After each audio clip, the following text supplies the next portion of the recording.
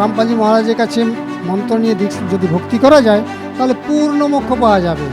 আর এই আর্থিক সংকট, আর্থিক সংকট তো এমনিতেই দূর হয়ে গেছে। আগে আমি ফিল্ম ইন্ডাস্ট্রিতে কাজ করতাম, অনেক পয়সা রোজগার করেছি, অনেক অনেক অনেক বড় বড় সেলিব্রিটিদেরকে খাবার বানিয়ে খাওয়ানো হয়েছে।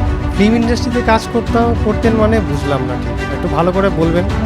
হ্যাঁ, আমি যেমন অমিতাভ বচ্চন, শাহরুখ খান, সলমান খান বা আরও বড় বড় সেলিব্রিটি আছে, মিথুন চক্রবর্তী আমাদের বাঙালি দাদা, তো প্রত্যেকের ওনাদের পিকচারে আমি কাজ করতাম বা আমি বড় মেন শেফ ছিলাম। আমার হাতে 25 জন লেবার কাজ করতো, তাদের আমি পরিচয় করতাম, মানে ট্রিট করতাম। কিন্তু কথাটা হচ্ছে সেইখানে তো কিছু লাভ তো পেতাম না, সে খালি পয়সাই কামাতাম আর ওই সেলিব্রিটিদের খাবারই খাওয়াতাম। লাভ আমার কিছুই হয় না, বাইরের লাভ তো হয়ই না, ভিতরের লাভ তো দূরের কথা। কিন্তু যখন আমি সন্ত রামপালজি মহারাজের শরণে আসলাম, বাহির ভিতর সব একদম লাভেই লাভ।